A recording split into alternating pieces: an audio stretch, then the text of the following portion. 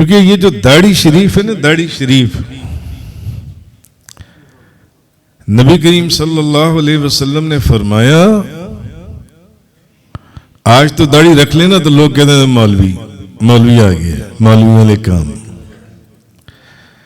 बेशुमार हदीस हैं, नबी पाक सल्लल्लाहु अलैहि वसल्लम ने फरमाया दाढ़ी बढ़ाओ, दाढ़ी बढ़ाओ। ये नहीं कि इतनी इतनी दाढ़ी रख लो, दाढ़ी बढ़ाओ, ये हुजूर का हुक्म है। और मूछें पस्त करो, मूछें पस्त, यानी हुजूर ने फरमाया मूछें बड़ी बड़ी नहीं रखनी, मूछें छोटी छोटी, और दाढ़ी छोटी छोटी नहीं, दाढ़ी बड़ी बड़ी। हुजूर ने फरमाया बड़ी, हुजूर ने फरमाया दाढ़ी बढ़ाओ और मूछें पस्त करो और मुशरिकीन की मुखालफत करो। क्यों? क्योंकि मुशरिकीन दाढ़ियां नहीं रखते। एक और हदीस में हुजूर ने फरमाया दाढ़ी बढ़ाओ और मूछें पस्त करो और यहूद की मुखालफत करो, यहूद की मुखालफत करो। क्योंकि यहूदी भी उस दौर में, फिर एक हदीस में हुजूर ने फरमाया दाढ़ी बढ़ाओ और मूछें पस्त करो और मजूसियों की मुखालफत करो, मजूसियों की मुखालफत करो। इसका मतलब है कि दाढ़ी, जितने अंबिया दुनिया में आए सब दाढ़ी शरीफ, सब दाढ़ी शरीफ, सब दाढ़ी शरीफ। इसका मतलब है कि हुजूर ने बताया कि दाढ़ी ना रखना, ये जो 3 हदीसें मैंने आपको सुनाई, ये मुशरिकीन की अलामत है, ये यहूद की अलामत है, ये मजूसियों की अलामत है जो आग को पूजा करते थे, ये मजूसियों की अलामत है। दाढ़ी का नाम बढ़ाना। इमाम गजाली ने एक बड़ी कमाल बात कही है, और इमाम गजाली वो बुजुर्ग हैं, मैंने उनके भी मजार पर हाजिरी दी है, इमाम गजाली के मजार पर। तो उनके 2 मजार हैं, आप में से शायद किसी ने उनके किसी एक मजार पर भी हाजिरी नहीं दी होगी, मैंने उनके दोनों। अच्छा, आपने दी है? कौन से वाले पर? हाँ, बगदाद में। अच्छा ठीक, उनके 2 मजार हैं, एक मजार बगदाद में और एक मजार उनका ईरान के शहर फारमत में है। वल्लाहु आलम व रसूलुहु आलम, जौन सा भी मजार है, 2 मजार। तो इमाम गजाली ने एक बड़ी कमाल बात कही है, उन्होंने कहा गौर करो, गौर करो, चेहरे के जो बाल हैं, चेहरे के बाल, ये अल्लाह ने मर्द को अता किए या औरत को? सब बताएं ना। औरत के पास हैं चेहरे के बाल? मर्द के बाल अल्लाह ने किसको दिए? दाढ़ी के बाल अल्लाह ने, चेहरे के बाल अल्लाह ने किसको दिए? मर्द को। इमाम गजाली फरमाते हैं ये मर्दों की दाढ़ी जो है ये मर्दों की अलामत है, ये मर्दों की निशानी है। इमाम गजाली फरमाते हैं औरत को अल्लाह ने दाढ़ी के बाल नहीं दिए। अल्लामा इकबाल रहमतुल्लाह अलैह, अल्लामा अब्दुल गफूर हजारवी रहमतुल्लाह अलैह ने ये वाकया जो उनसे सुनाया, अल्लामा इकबाल ईरान के अंदर अपने होटल में सुबह का वक्त शेव कर रहे थे। शेव किससे की जाती है? शेविंग मशीन से। ये तो मॉडर्न जमाना हो गया, तो तब किस तरह की जाती थी? उस तरह से। तब वो उस तरह से अपनी शेव कर रहे थे। तो होटल का जो खिड़की थी ना, दरवाजा, वो बाहर गली में खुलती थी। अचानक उनकी नजर पड़ी तो एक फकीर उन्हें बड़े गुस्से से देख रहा था। तो उन्होंने मजाक में उन्होंने कहा, बाबा मुझे गुस्से से क्यों देख रहे हो? मैं अपने हाथों से अपना ही मुंह छील रहा हूं, मैं कोई किसी का दिल तो नहीं दुखा रहा। उस फकीर ने क्या कहा अल्लामा इकबाल को? उसने कहा, तुम मुंह तो अपना छील रहे हो, मगर दिल तुम नबी करीम सल्लल्लाहु अलैहि वसल्लम उनका दुखा रही हो।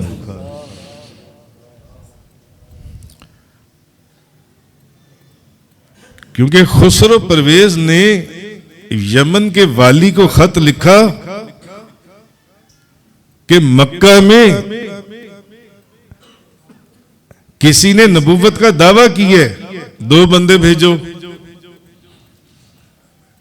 पता करो ये नबूवत का दावा किसने किया है।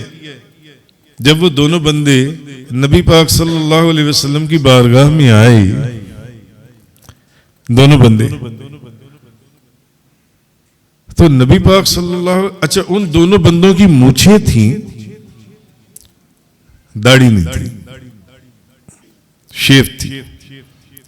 नबी पाक सल्लल्लाहु अलैहि वसल्लम ने जैसे ही उनको देखा, हुजूर ने अपना चेहरा दूसरी तरफ कर लिया। हुजूर के दिल अक़द्दस को दुख हुआ, तकलीफ हुई। हुजूर ने फरमाया, तुम्हें, हुजूर ने उन दोनों को कहा, तुम्हें इस चीज का किसने हुक्म दिया? उन्होंने कहा, यानी कि तुम ये जो क्लीन शेव हो। उन्होंने कहा, हमें हमारे खुदा ने हुक्म दिया है, हमें हमारे खुदा ने। हुजूर ने पूछा, तुम्हारा खुदा कौन है? उन्होंने कहा, हमारा खुदा खुसरो परवेज है, खुसरो परवेज है, ईरान का बादशाह, हम उसको सजदा करते हैं। मुहद्दिसीन ने यहां एक नुक्ता निकाला, वो दोनों बंदे किसको सजदा करते थे? खुसरो परवेज को। आपके नजदीक वो दोनों बंदे जन्नती थे या जहन्नमी? जहन्नमी थे। मुहद्दिसीन ने यहां पर एक नुक्ता निकाला, वो कहती है वो दोनों बंदे जहन्नमी थे। वो दोनों बंदे खुसरो परवेज को सजदा करते थे, उसको अपना खुदा मानते थे। अगर वो दाढ़ी रख लेते, उनके चेहरे पर दाढ़ी होती, तो क्या वो जन्नती हो जाते? ऊंचा बोले। अगर वो दाढ़ी रख लेते तो क्या वो जन्नती हो जाते? नहीं, वो दाढ़ी रख ले तब भी जहन्नमी, वो दाढ़ी ना रखे तब भी जहन्नमी, क्योंकि वो तो खुसरो परवेज को सजदा करते थे। तो मुहद्दिसीन लिखते हैं, ऐसा शख्स कि जो दाढ़ी रखे तब भी जहन्नमी, ना रखे तब भी जहन्नमी, उसके चेहरे पर भी जब हुजूर ने दाढ़ी शरीफ नहीं देखी तो हुजूर के दिल अक़द्दस को तकलीफ हुई। तो जब हुजूर अपनी उम्मत में से किसी चेहरे को देखते होंगे बगैर दाढ़ी के, तो आपके दिल अक़द्दस को ज्यादा तकलीफ नहीं होती होगी? बताइए। असल चीज ये कि नबी करीम सल्लल्लाहु अलैहि वसल्लम की सुन्नत, बाबा जी सरकार दूसरा नुस्खा ये बताया करते थे। और आज अगर आप किसी को दाढ़ी शरीफ रखने की तरगीब कुरान और हदीस की रोशनी में आप दें भी, मौलवियों की बात ही, और अगर रखने पर मान भी जाएं, तो दाढ़ी रखने में सबसे ज्यादा जो मेरी जिंदगी का तजुर्बा है, जो मेरे पास सैकड़ों हजारों लोग आते हैं, दाढ़ी शरीफ में जो सबसे दाढ़ी ना रखने में उस बंदे की, जिसको आप तरगीब देते हैं, समझाती हैं, सबसे बड़ी रुकावट क्या चीज है?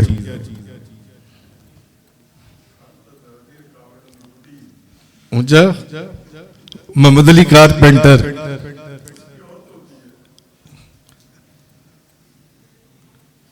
नारे तकबीर, नारे रिसालत। मोहम्मद अली कारपेंटर वो फरमा रही हैं कि दाढ़ी ना रखने में सबसे बड़ी रुकावट उसकी औरत है। कितने लोग मोहम्मद अली के साथ इत्तेफाक करती हैं? 1 2 3 4 5 6 7। हाँ नहीं, मगर हाथ तो 8-10 लोगों ने। अतीकुर रहमान यूसुफी फरमा रहे हैं कि लोग शर्मा रहे हैं, लोग शर्मा रहे हैं, इसलिए खुल के बात नहीं कर रहे। लेकिन मैं आपको एक बात बताऊं, मोहम्मद अली ने 100% बात सही की है, 100% बात सही की है। मेरे एक दोस्त वो मुझे अक्सर कहा करते थे, हुजूर सिर्फ मेरी शादी हो जाने दे, मैं दाढ़ी रख लूं। नाम नहीं मैंने लेना क्योंकि आप सारे उनको पहचान जाएंगे। वो क्योंकि ये इनमें से भी काफी दोस्तों को जानते हैं। वो मुझे कहा करते थे, हुजूर सिर्फ एक दफा मुझे सिर्फ इतनी इजाजत दे दी, मेरी शादी हो जाए, मैं दाढ़ी रख लूंगा। मैंने कहा अच्छा चलो ठीक है, दाढ़ी रख लो। ये बड़ी पुरानी बात मैं आपसे कर रहा हूं। और उनकी शादी हो गई। अब उनके गालिबन 3 या 4 बच्चे हैं और उनके बच्चे भी जवान हो गए।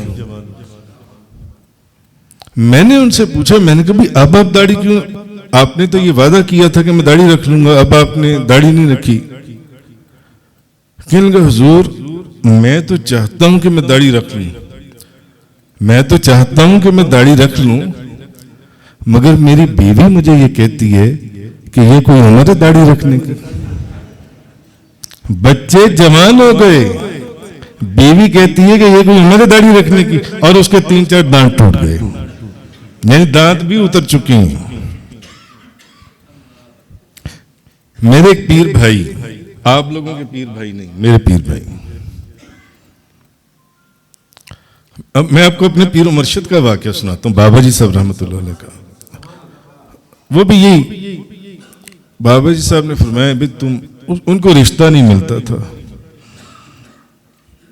यार, तुम दाढ़ी, मैंने उन्हें कहा कि तुम्हें बाबा जी साहब ने फरमाया है कि दाढ़ी शरीफ रख लो। कि नहीं, मैंने बाबा जी साहब का मैंने हुक्म जरूर पूरा करना है, सिर्फ बस मुझे वो कहा करते थे मोहसिन साहब कि मोहसिन साहब बस मुझे इतनी इजाजत थोड़ी सी दे दें, क्योंकि मेरे पास होते थे, इतनी इजाजत दे दें कि मेरी किसी तरह शादी हो जाए। आप यकीन जाने, अब ये बुजुर्गों की करामत, बाबा जी साहब रहमतुल्लाह अलैह, क्योंकि इनके औलिया अल्लाह की जुबानों से निकले हुए जो कलिमात हैं वो अजीबोगरीब होती हैं कि बस मेरी शादी हो जाए। 1 महीना गुजरा, 2 महीने गुजरे, 3 महीने गुजरे, 1 साल गुजरा, 2 साल गुजरे, 3 साल गुजरे, 10 साल गुजर गए। उस बंदे की आधी दाढ़ी सफेद हो गई। कोई 100 रिश्ते आए मगर रिश्ता कोई तय ना पाया, रिश्ता होके दूसरा टूट जाता। मैं उन्हें कभी कभी कहता, मैं कहता यार दाढ़ी रख लो। बाबा जी साहब रहमतुल्लाह अलैह ने फरमाया वह दाढ़ी रख लो, तो नहीं रखी। आखिर मुझे बड़ी अच्छी तरह याद है, जब वो बिल्कुल नाउम्मीद हो गए, उन्होंने कहा, कहेंगे मेरी अब शादी होनी, सारी जिंदगी गुजर गई, 10-15 साल गुजर गए, मेरी शादी तो हुई नहीं, छोड़ो अब इस बात को, चलो अब दाढ़ी रख लेते हैं। अब दाढ़ी, शादी तो हुई नहीं, आधी दाढ़ी सफेद, दाढ़ी रख लेते हैं। यकीन जाने उन्होंने दाढ़ी शरीफ रखी। जिस दिन उन्होंने दाढ़ी शरीफ सुन्नत के मुताबिक पूरी रखने की नियत की, ये बहुत बड़ी आप सरकार की करामत है बाबा जी साहब रहमतुल्लाह अलैह की।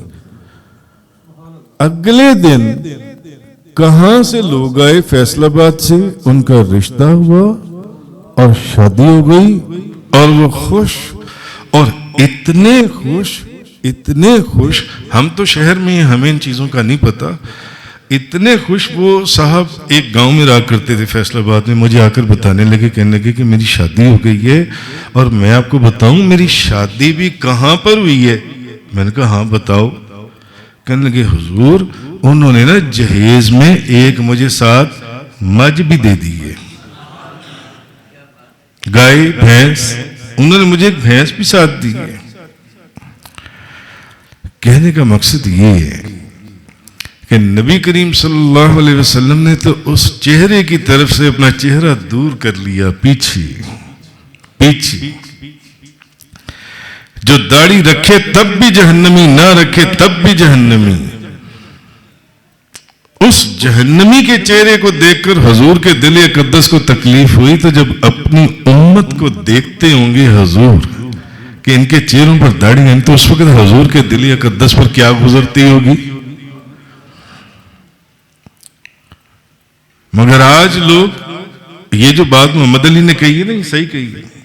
कमो बेश 50% केसेस, सारे ऐसे नहीं होंगे, 50% केसेस जो वो ऐसे ही हैं, मैंने खुद देखी है। सबसे बड़ी रुकावट उसने क्या कहा, उसकी औरत है, उसकी बीवी है, जो उसको नबी करीम सल्लल्लाहु अलैहि वसल्लम की सुन्नत के ऊपर अमल करने से रोकती है।